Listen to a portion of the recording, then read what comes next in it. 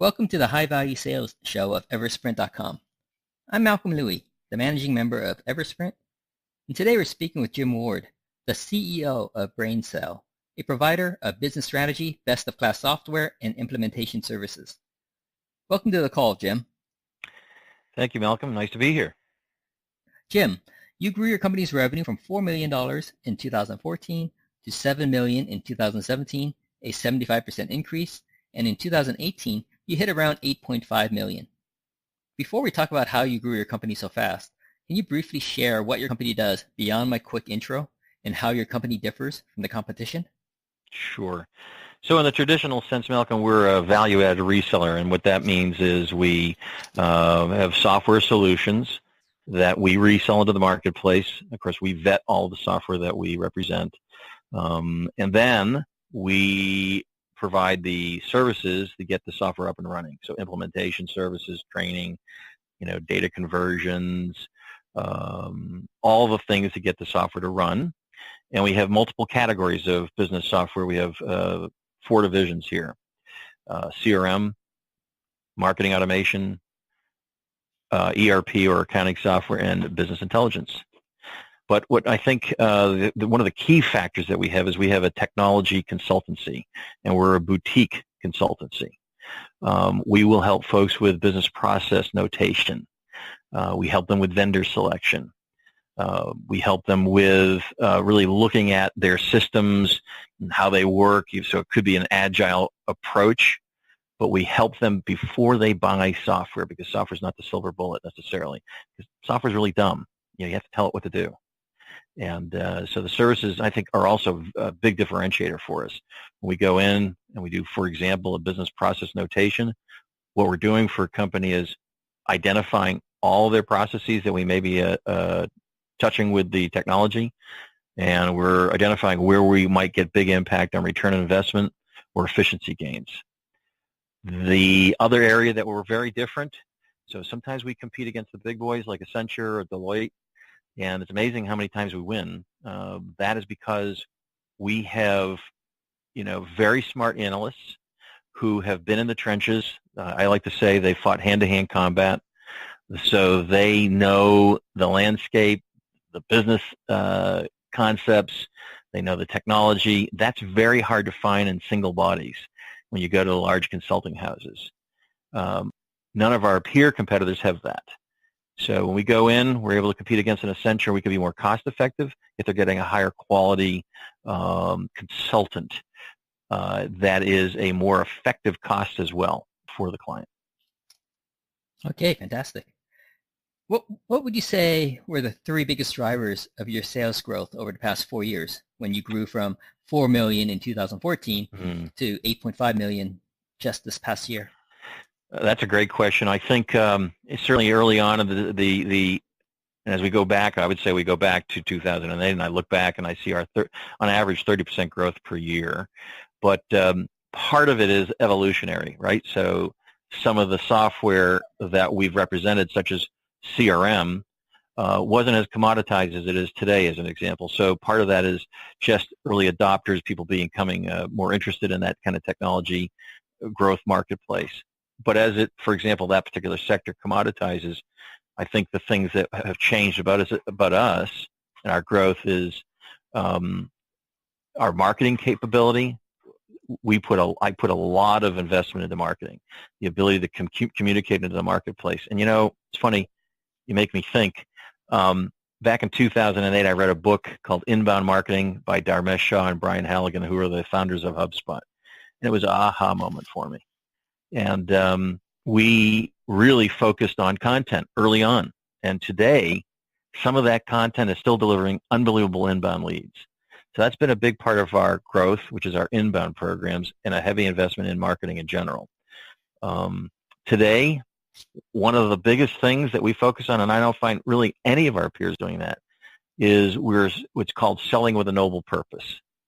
And what that means to us is we want all of our salespeople, if that's what you want to call them, we want them to be able to articulate how the company that we're going to do business with is going to be better by doing business with BrainSell. So selling with a noble purpose, think about that for a second. I want my account executives to go deep, to understand how are we going to make that company better. We're not just going to sell them software. We want to understand how can we make them better? How can we create more efficiencies? How can we create a company that's going to be more successful? Because I think if we do that for them, then the natural output is growth, and that's what we've found. Right. So it's almost like you're a trusted advisor of the company, essentially. Yeah, I think that's what happened as a result of selling with a noble purpose. And it's the same way you treat employees or team members. I don't even use the word employee. We use team members. You want to treat your team members as if they were customers. The better they do, the happier your customers are. It's that kind of circle that I find has caused our company to have a unique model that's allowed for the growth. The other part I'd say is also our compensation models are quite different. We really highly compensate, and it's behavioral compensation, but it allows folks to realize their dreams. And you're going to probably find this funny, but we have annual dream meetings here. And it's not about the company, it's about the individual's dreams. So we just had our dream meeting, and we sit around and we go around, and of course some people are off-site and they're in remote offices, but we have a video conferencing room. And we want everybody to articulate their dreams so that each of us, by hearing them, can help the other people achieve those dreams. That's been a big part too, is helping us grow, is helping folks achieve their dreams. Does that make sense? So, yep. So from what I gather, it sounds like there are 4 drivers, and one, evolutionary, being helping your clients be early adopters of technology that ends up helping them grow over time. And you gave an example of the CRM. I imagine there must be other technology, same thing. 2, investing in your marketing. So you made a significant investment in your marketing. 3, selling with a noble purpose. And then number 4, your compensation structure, your behavioral compensation structure that allows people to achieve their individual dreams. Right. Okay. Can you talk a little bit more about the evolutionary driver? Because it seems like there must have been some technologies that you thought looked pretty good, that'd be really helpful, and it just kind of didn't work out as you had expected. Maybe standards changed, maybe the market moved. How do you identify which technology to recommend to your clients? Well, first of all, and that's been an evolution as well. So in the beginning, it was a little bit easier to figure out what technologies. It was the Wild West, so to speak, and things were new. So it was pretty easy to figure out. And by the way, I fell into this. I was doing other turnaround consulting, but when I found, for example, in a CRM was not always called CRM, it was called Salesforce Automation, but called contact management. In the early days when I did this, it was just a hot market. People were very interested in that application, which is where I turned my focus from being a turnaround company to providing technology to companies. What year was this when this concept of a CRM started getting really hot? Well, I started the business 25 years ago this year, so you're catching me on my anniversary. So 25 years ago is when the CRM concept started to get traction. That's when I took on into the consulting practice. We took on what was called contact management or Salesforce automation at the time. Okay. And it was just rapid growth for us. And it was, based on being a sort of new-ish, and we were, I guess, opportunistic at that time. Right. So I imagine over the past 25 years, there must have been at least one or two or several IT platforms that you thought, made sense and that you recommended to your clients, and they didn't quite pan out. So how did you make adjustments when software that you thought would be great just didn't work out? That has not. It's going to sound odd, and I'm trying to think back to provide an example of that. Certainly have looked at applications, or we've looked at different software, and we've decided, or we've put our toe in the water with a particular kind of application, and then we find out that, oh gosh, it isn't the right customer profile for us, and we back off of that. But everything we do here, we've tried it first. And so we tend to know, based on our own internal use, that it's going to be effective. And so we vet it internally first. And it wasn't because we were thinking about going to the market with that. It was because we needed it. We identified that we needed it. Then all of a sudden we thought, oh, geez, we got to bring that back. We got to get that into the portfolio. Others must need it. So do you always choose technology that's somewhat mature and been around for a while, Nope. or would you consider something that's a bit newer and Uh, breaking ground? we go into new technologies as well, but we're very careful. We don't want to be bleeding edge. That's one of the things. We want to be leading edge, but not bleeding edge. Right. Guess there's kind of a fine line between the two. It is. It is. So, for example, we're really spending some time now on artificial intelligence, and we're doing a lot of research.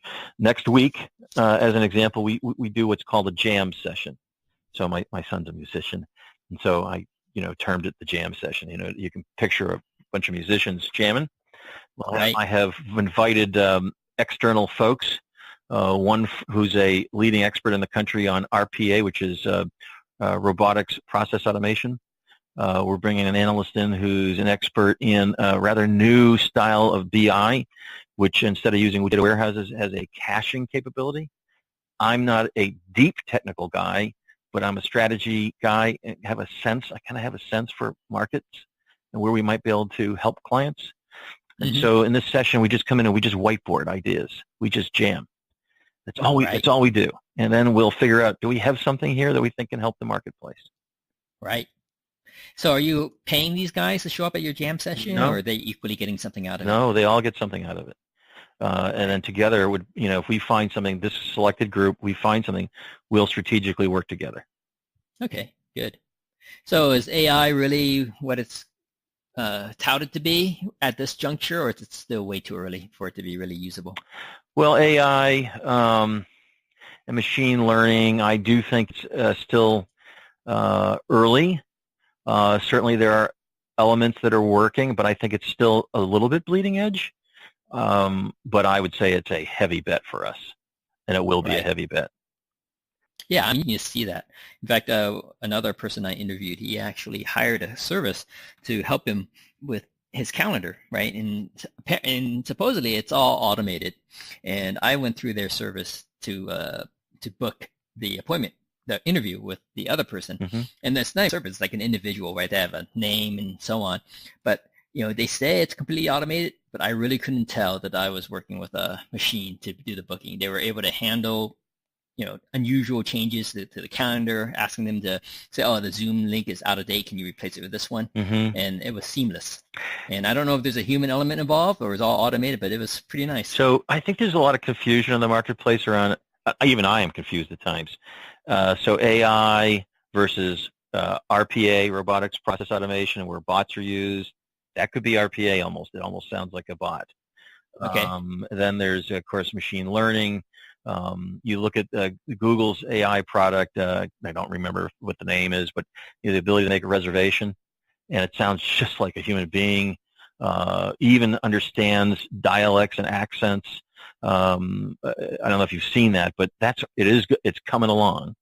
There are certainly applications I've seen which are very convincing, and so it's starting to really play a role in companies. And then there's some, like you said, I'm not quite sure it's fully baked. Right. Yeah.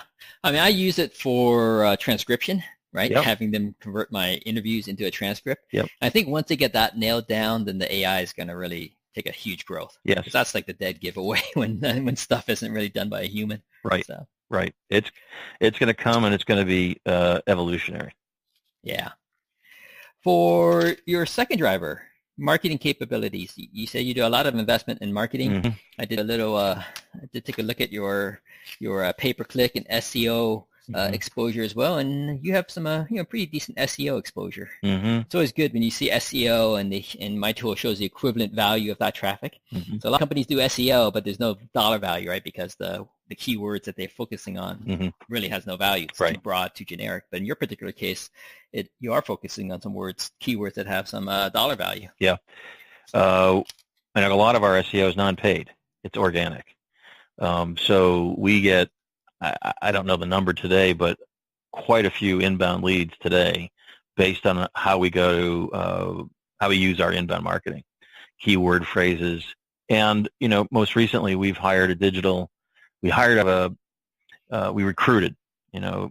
out of a digital agency, specifically somebody who can come in and lead the digital programs for us. It's getting quite sophisticated. It's not as easy as it was back in 2008. You get a lot more competition for keywords and phrases. So, yeah, You have to use And also, techniques. and oftentimes, like for another company we did some work with, they were getting some people opting in and so on, but none of them were the ones that can become potentially clients, right? Right. It was probably just college kids looking to enter that industry, so they were opting in to get the white papers Yep. and the best practices so they can be ready for their interviews. Yeah. So yeah, and then adding things, you have to have sort of cross-functional technologies. And again, this is how we end up in the market, bringing those stuff into the portfolios. Like, we've been in the marketing automation space for a while. We were in it very, very early. Understanding inbound marketing, understanding HubSpot, and then putting marketing automation together with our integrated CRM. The ability to see, certainly identify IP addresses, profiling that progresses, the idea of being able to understand what pages they're looking at and nurturing to those folks, staying top of mind. Those have been a part and parcel of the growth in these marketing initiatives, and we continue to expand that. Right now we're looking at a lead forensics application. So, if somebody comes to your site, you may not know, you'll know the IP address, but if they don't fill anything in, you don't know who they are. What lead forensics starts to do is it has a database of IP addresses, so you start to get the breadcrumb. And then you can utilize other tools to sort of pollinate that and figure out who's calling in, and then you can use account-based marketing. That's been a big part of our growth as well. Right. Yeah, I have that technology on my site too. Mm-hmm. And yes, there's some IP addresses that are kind of useless, right? Especially the ones that are with the major internet service providers, right? That doesn't give you any information at all. I've seen that they came from Spectrum, for example. Right. But even, unless they're coming from a small company or someone that I've already had outreach with, when I see someone from IBM visiting my website, that to me isn't too useful. Right. There's just too many potential people there, right? So, do you have tools available to you that narrows it down much further, that makes a visit from someone from IBM useful? So when you're using the example of an IBM, you're right. The number of folks would be so large, it would be very hard to, at least with what we have today, would be very hard to sort of curate that data and figure out who to get to. I think it more fits, though, us, because we tend to be mid-market. And so the companies that we're focused on are going to be easier to find and map into. So IBM tough. Yeah, definitely. So what's been your favorite channel marketing-wise for leads, whether it be inbound or outbound or whatnot? If you could only choose one, say, for example, you had starting over from scratch, what's the one marketing channel, inbound or outbound, that you would go with? You can't. I can't answer it that way, unfortunately, because today you have to use an integrated marketing approach, and there's so many dimensions that you have to utilize in order to get an effective marketing campaign. I would have said to you back in 2008, 9, 10, 11, inbound was clearly rocking it for us, right? It was, being able to get into that marketplace, and we weren't competing against what HubSpot would call ninjas for phrases. You can't win a fight with a ninja, right? So, but there's a lot of ninjas today. So you have to use a number of different approaches, whether it be organic, the pay-per-click, retargeting, combined with webinars, topic at webinars, so you're being consistent with your content. There's no one thing. And then, of course, we have implemented here a predictable revenue team. So that is a outbound effort, focused outbound effort based on our ideal customer profiles. That they are the spears, what we call the spears. They're literally outbound. So in addition to marketing, you have people who are working outbound to ideal customer, and they work with marketing. And then there's the nurture campaigns that are created in there to continue the conversation with folks, educating, top of funnel, it's tofu, mofu, bofu, top of funnel, middle of funnel, bottom of funnel approach. Okay. So we're angling for that too. So you got to have dimensions of your marketing that attract those parts of the funnel. So no one thing anymore that I could go and say if I only had one. Right. Okay. Now you talked before. You mentioned briefly ideal customer profile. How many different avatars? How many different personas do you have that you focus on? Well, So ideal customer profile for us is based on revenue size, employee size. Currently, we are working on buyer personas. That's what we call a rock. It's going to take us more than a quarter to get those done. And then we have, those are based on each of the, and they'll be, so when we have CRM, and let's say we have the accounting software, they're going to be very different buyer personas. And so it takes time, and it's a reasonable lift. But those are the things we're doing now, because we're going to want to be able to talk to those buyer personas. But I'll give you an example. What we have found in the CRM world as a persona is going to surprise you. You're going to think that it might be, the head of sales. Well, it may be him or her too, but you might find that, and what we have found is that, and this is going to sound horrible, but the persona that we've identified through some Google Analytics is it was a male 25 to 35 who is interested in business travel, and there was some other data around this, because these were the people who are filling in the forms for the head of sales. Right. So we're going to want to do marketing to make sure we're getting those folks to fill in those forms.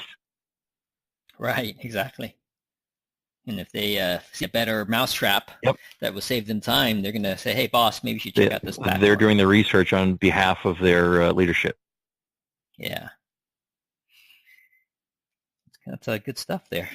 So I would have thought you might also be able to, if you had the tracking in place, slice and dice who your buyers are, and from, especially on the pay-per-click side, right? Knowing what keywords to type in, and maybe even on the organic side, knowing what content has drawn them in. Well, sure, you can do that, and that's certainly with the social platforms, LinkedIn, Facebook, even Instagram. You can really go down in a very granular way, identify who you believe your buyer types are. But this is where you find out that they may not be the right personas, and that those analytics that we identified said, "Ooh, gosh, we're going after some of the wrong people." Yeah. Well, I was thinking that you could actually, if you had the systems in place and the tracking in place, you would, start with who your clients are, right, and then work backwards and figure out what their journey was that brought them to you. Yes. And then you can derive it that way. That's part of the process for us right now. Right. Okay. Cool. For the next driver that you mentioned, after marketing, you talked about selling with a noble purpose. How did that come along? Is that from day one, 25 years ago, or is it something that also was evolutionary?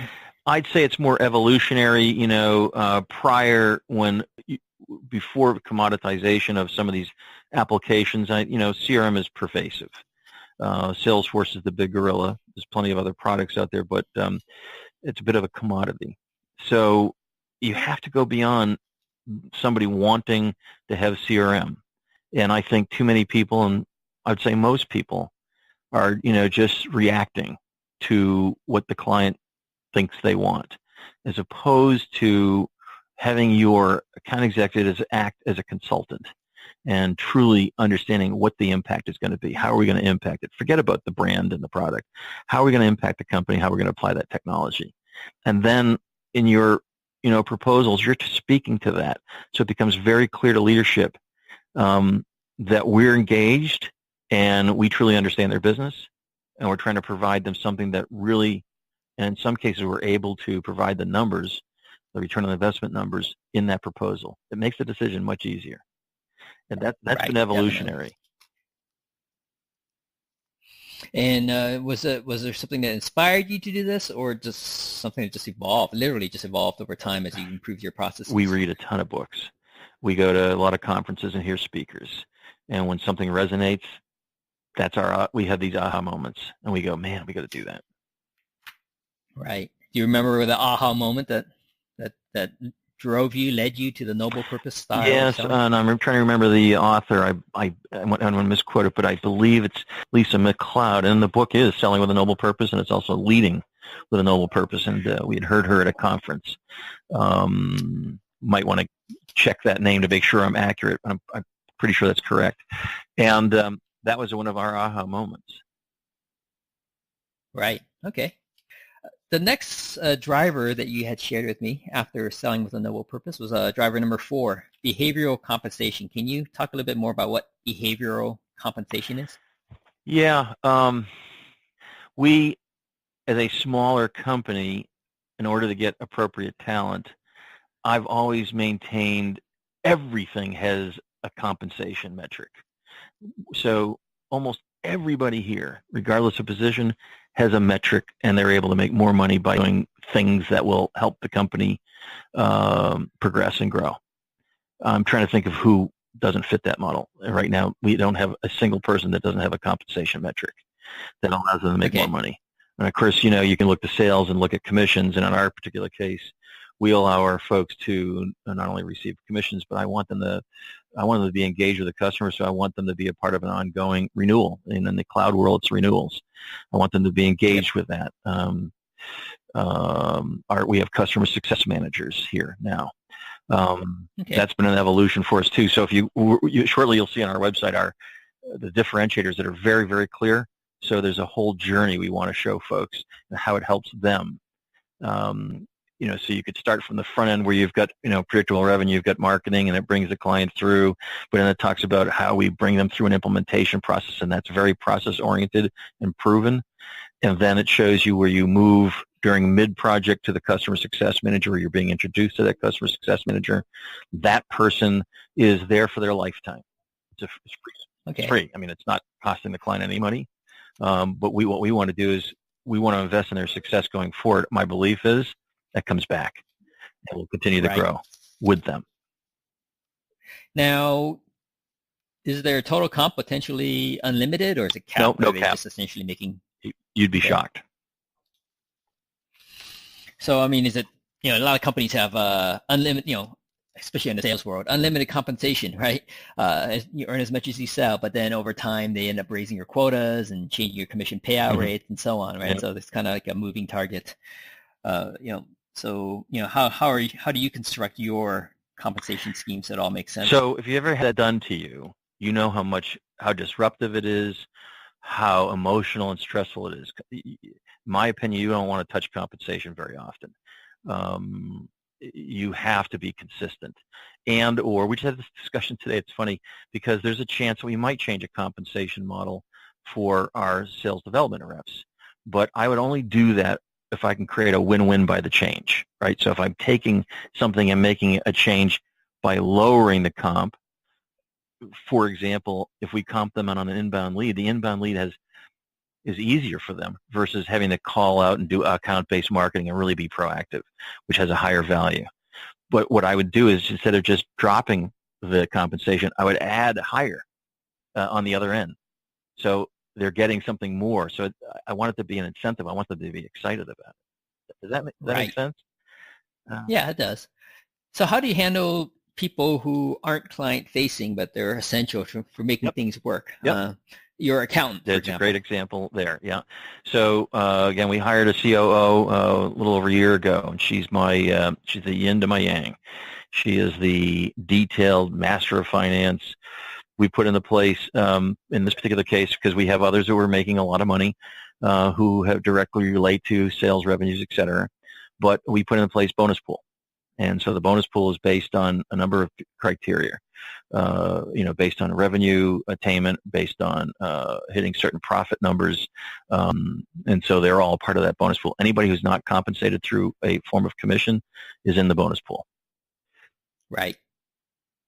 And they'll understand that if even an accountant who's not doing their job properly, it's going to impact the company. Hence, their bonus pool can shrink. That's correct. So the behavior is towards helping the company to improve. It's also based on, so we have some metrics for some of our compensation is a bit of a secret because it is one of our unique aspects. I haven't found anybody doing this. Customer success managers have an element of how they have helped the client improve. So they're very invested in the client. I wanted to mention something else that I thought that was very interesting. It's slipping my mind, but so bonus pools, yeah. Anyways, okay, I'll come back to me. Sure. So that total comp-wise, I mean, can someone, realistically speaking, can they make double working at your firm compared to working at a competitor just because of your compensation? Absolutely. Yeah, that's a good incentive. Yeah. I mean, sometimes I remember when I first started working and a company gave stock options to me, which is nice, right? I mean, it's free, but the stock options weren't very big, right? Everyone talking like 5 shares, 10 shares. So, the incentive wasn't huge, but but when you can double your total comp, Yeah. that can be more. And we're consistently working on motivating. how do we make this better for our folks here. It's a consistent, constant improvement. You in business, I find you have to be in that mode, constant improvement. But you have to have the right measurements to understand what to improve. Right. Exactly. So for 2019, compared to 2018, where you did about $8.5 million, what are your targets for 2019? It'll be approximately a 20% growth. It brings us into the 10. I don't have it in front of me. I think it's 10,050,000. But and then we back into that and we do a gap analysis. All that's being done, and then we market to that and we sell to that number. But we hit the target and we exceeded it by 1% this last year, and without stress. I have to underscore that, without stress. So you guys were on track all throughout the year. We're already out of the gate, way ahead right now. Okay, so you're gonna move the target up then? No, and we're doing something unique too this year, and so maybe this is part of. So we do have what we call our goals, not quotas, but we're letting the folks here decide what their goal should be. They review it, they look at the gap, and we allow them to review it and come back to us with what they believe it would be. I believe if they own it, they're the one that said it, more likely to achieve it. Right. So we did the same thing with our rocks. We let them choose what rock for us is. Everybody gets assigned a rock, which is something that's going to take a quarter to do, which is an improvement to the company. Everybody gets one. Can you share again what you mean by rock? It's not an acronym. If you have an issue, that's something you can take care of usually within a week. To me, a to-do is going to take you a couple weeks. But a rock is a bigger, heavier lift. It's going to probably take you 3 months or a quarter to do. Those are the big things that really make changes in the company. And so we assign to every person, everybody gets a rock. And they have in this case, we used to assign them out based on who we thought fit for the particular rocks. This time we had a series of rocks we created, and we let them choose first, second, third choices. And we called it the game of rocks. And so, for example, what would be a rock here? This might be developing our MSP practice, which is a referral practice, working with managed service provider firms. So that'll take a quarter to build out. People got to choose if that was what they wanted to do. Again, I believe if they choose it, they're more likely to get it done and be successful at it. And I remember something else I was going to mention before. We're an open book company. So my financials are completely open to our team. Another belief I have is that how can somebody help if your company isn't hitting target, or if you're not growing in the right way, if you don't allow folks to see the books, how can I help you? And I never want to be corporate America. I don't want to have folks suddenly, if the company were in trouble, which it's not, it's a successful growing company, but if it were in trouble, one of the things that bothered me about corporate America is suddenly somebody getting the axe and getting let go. They had no idea. They didn't know the company wasn't hitting numbers. I think people should know so they can help. I think people want to help. So being open book is only one piece of it. Then I realized, hey, if they can't read financial statements, how can they, what does it matter? So now we have our accounting department doing workshops, teaching everybody how to read a P&L, how to read a balance sheet, how to read cash flow. Everybody will have those. Nice. Yeah. So that's it's also part of our differentiator, I think. Yeah, definitely. Well, people like being engaged and knowing the situation, right? No one likes being caught by surprise. Yes. So what do you see as the biggest rocks, marketing and sales-wise, to get your 20% growth? So that has already been planned out, but I'll tell you how we approach it. So we treat marketing also as rocks. And a rock is big. It could be a big content. I'll use an example. So maybe we're going to do something, and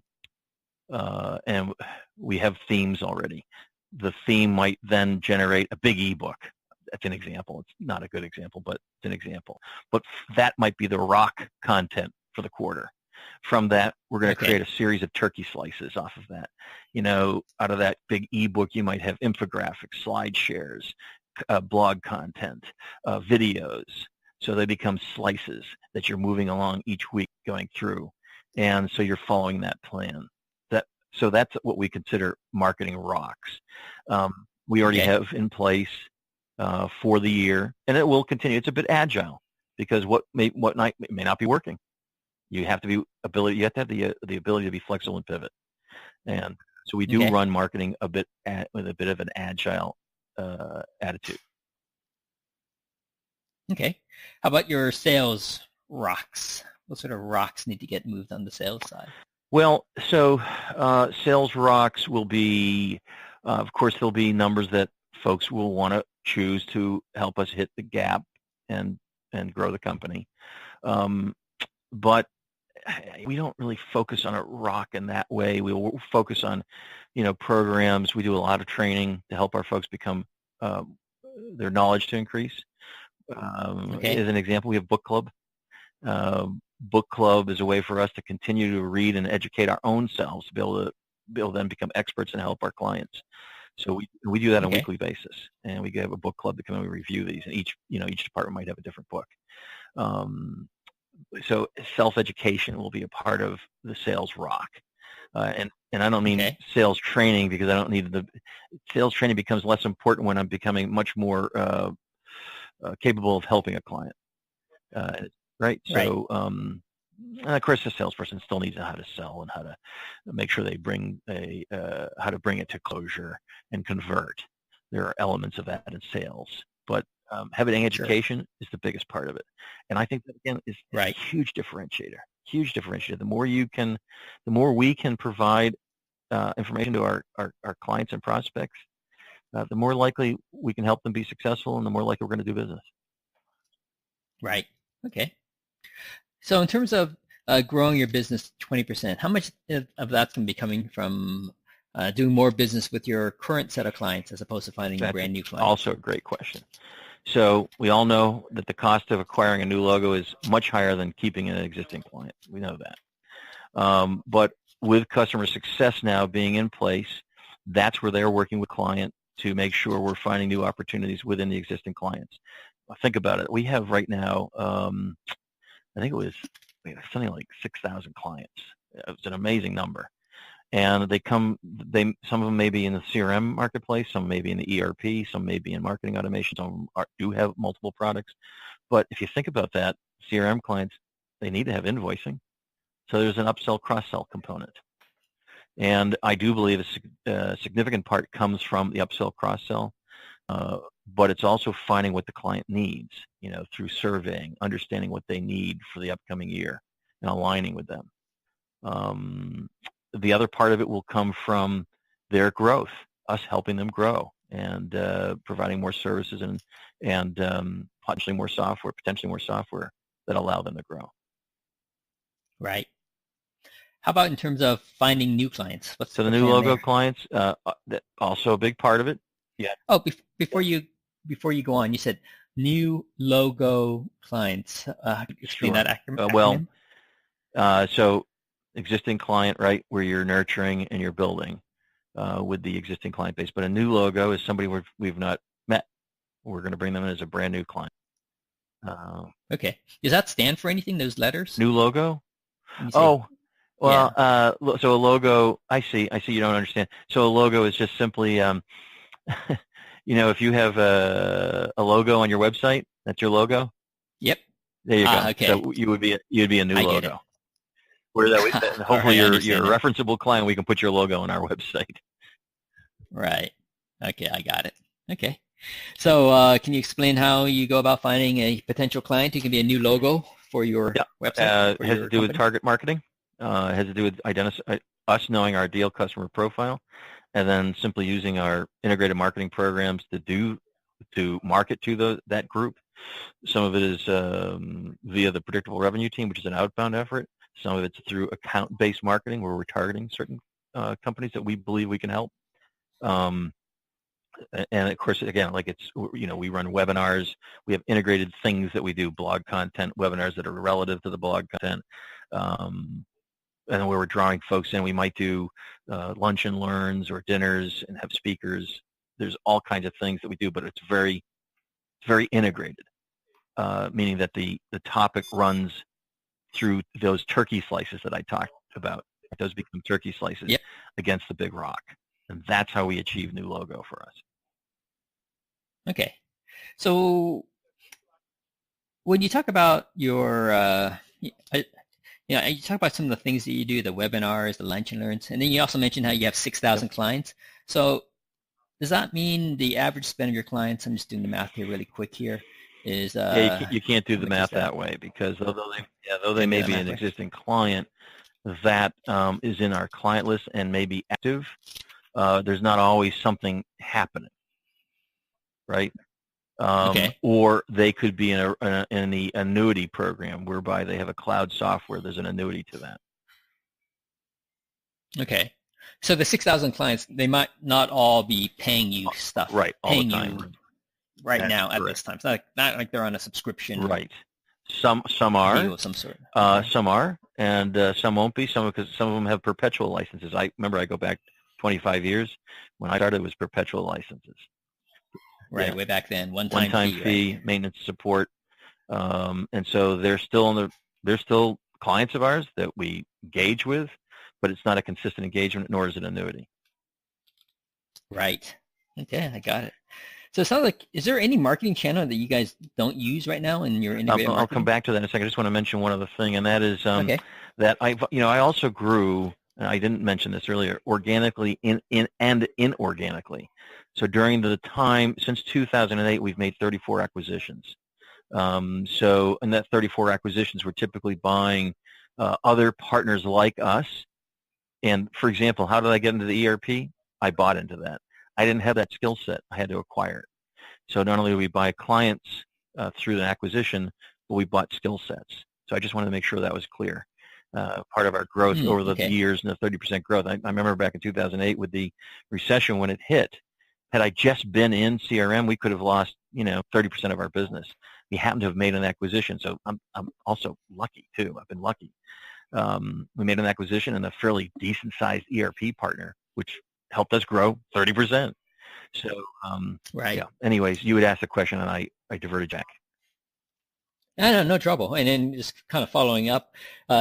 Yes, you can kind of say that you might have been lucky with that one particular acquisition, but when you have luck happening year in, year out, I think you might have to say it might be a little bit more than just simply luck, right? It might be. I think hard work creates luck to some degree. So, yes, I guess, yeah. Yeah, well, I guess you want to be put yourself in the position where you can have favorable opportunities present itself to you, right? Yep. So, I mean, if I had a chance to acquire an ERP, but I'm not ready to do it, well, that's I wasn't prepared for it, so I wasn't fortunate enough. Yeah, well, I think when I was referring to luck in that sense is that I was actively pursuing an acquisitions, via direct mail at the time, and one of the direct mail pieces I received a call from. I think the luck piece was who knew 2008 was going to be what it was. So the acquisition was real, and it took hard work to get there. But by actually making that acquisition, and the aspect that I could have lost a big piece of the business because of the recession, when we actually did better, that to me is, I guess, lucky. I got lucky based on the timing. Right. I hear you. So going back to the question I had about you talk about integrated marketing. Is there any particular channel you're not using that you think might be worth looking into? For example, radio. I've used it a few times in the past with really not great success. I'm re-looking at it because I'm starting to think, and I always think this way, what's old is new. So, email marketing still can be very successful. But if I sent you a letter today, the likelihood of you opening that letter and reading it versus you reading an email is far more likely. So we're looking at even going back to direct response marketing.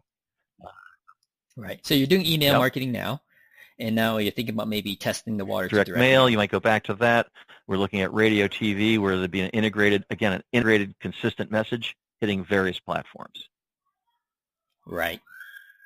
Yeah, one of the companies I interviewed, one of my first interviews, he actually generates a lot of leads and business from his own AM Right. radio show. Yeah, I could. Yeah, and Yes, we have things on our marketing list. I mean, the list is very long, such as we call it Brain Summit. We're doing virtual trade shows. We're doing, there's some things that are kind of out there that we're looking at, very unique. Yep. CEO roundtables that are virtual, kind of like what you're doing today in a sense, but things that we haven't really done in the past. So there are plenty of things we haven't done and we're not using.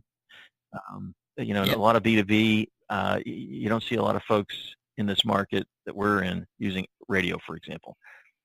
I think there might be a place for it. I mean, I'm hearing Oracle on the radio now. I'm hearing a few other companies out there, and certainly they have bigger marketing departments than I ever will have. You have to sometimes look at what the big guys are doing and see if they're becoming effective. Yeah, and test it, right, at the end of the day.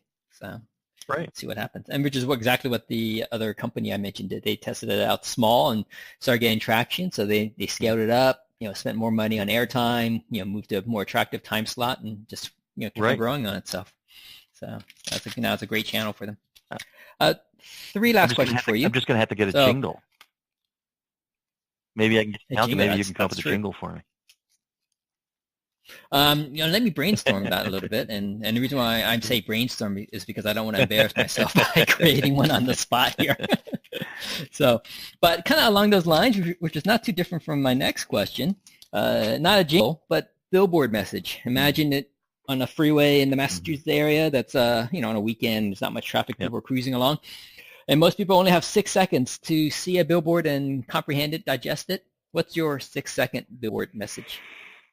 6-second billboard message probably would be, and I'm not sure what would fit on the billboard, but engineering smart growth with business savvy software and consulting services. Yeah, you might need to get a series of billboards. By the way, I didn't just make that up. That's on our Traction Vision program, so I'm reading it now that you said it. But that is that's our niche statement. We're changing that because we really want it to be very client focused. But that would be, it kind of encapsulates what we're doing. The other one might be, and we've got this already down, Growth Unleashed. Hashtag Growth Unleashed. And I think, well, I think you could even work in your noble selling as well. It's not a common phrase, and noble purpose, right? IT with noble purpose, purpose IT, right? Something like that. So people would think about that. What the heck is that? So. Okay. 2 last questions. One, you kind of touched on this before, but maybe you can elaborate or summarize again. Who are your ideal clients, and what's the best way for them to reach your team? So our ideal clients tend to be in the mid-market, although we uniquely find ourselves in enterprise-style businesses. We tend to find ourselves in the probably revenue, so the client's revenue category is probably somewhere from 25 million to 500 million, and certainly it can be lower, and we have lower revenue clients. Typically the employee size is between 50 and, well, I think the sweet spot would probably be 500 employees. We certainly go as high as 3,000. But those would be general ideal customer profile. Reaching us, you can do that by going to our website, number one, www.brainsell. And this is interesting because it's BRAIN, brain like in your head, S like in Sam, ELL.net, brainsell.net. Or you can call us at 978-887-3870. You can call me directly at extension 201. I'm always happy to talk to folks. All right. Did you want to share your number, or just have them pull the number from your website? 978-887-3870, extension 201. That's my personal number. And of course, they can dial in and get into sales or support once they're in. Okay. Now, you didn't mention any particular verticals that you'd like to focus in regards to ideal clients. Are you open to any vertical, or there's some that you prefer more than others? We tend to be very horizontal. We've worked with a number from universities, which we just obtained a very large contract with a very famous Massachusetts university that I can't mention by name, our contract, Okay. or manufacturing, distribution, financial services. We tend to play a lot in some healthcare as well.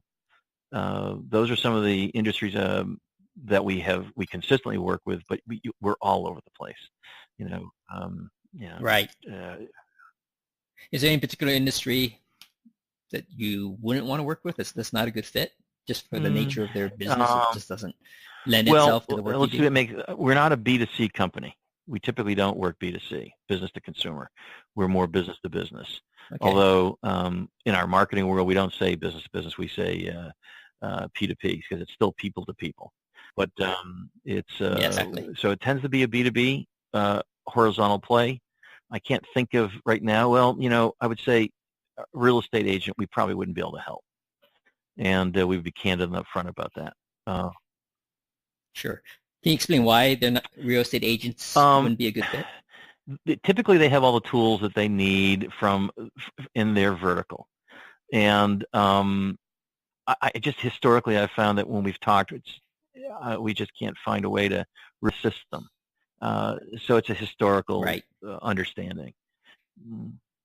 Right. So even though they might have enough employees, the revenue range might be right, just the nature of their business and the nature Having of what you said do, that, when I say agency, having said that, we work with one of the largest holding firms, I think it's called a holding firm, not sure, that owns a number of the agencies, but we're working with corporate.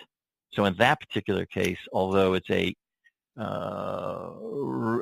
real estate play, and also commercial realtors, we also do work with commercial real estate. That would be a different play. But a smaller agency, we would probably have a tough time helping clients like that. And I think it's also very, very small businesses we're not as effective for. Right. I can see that. And even on the B2C space, I mean, just the nature of what the CRM needs to do is going to be different, right? When you want to track 2 million people as opposed to 2,000. And it's not something where we've got a history, and I don't think we can be super effective for that for B2C. Right. Yeah, totally get it. Thanks so much for sharing your insights on how you grew your business so rapidly. My pleasure. Really Thanks appreciate for having it. me. Yeah, it's been a great conversation. I've enjoyed it. We've been speaking with Jim Ward, the CEO of BrainSell, about his company's rapid growth. For interviews with other fast-growing, high-value sales companies, or to learn how we can accelerate your firm's high-value sales through automation, visit eversprint.com.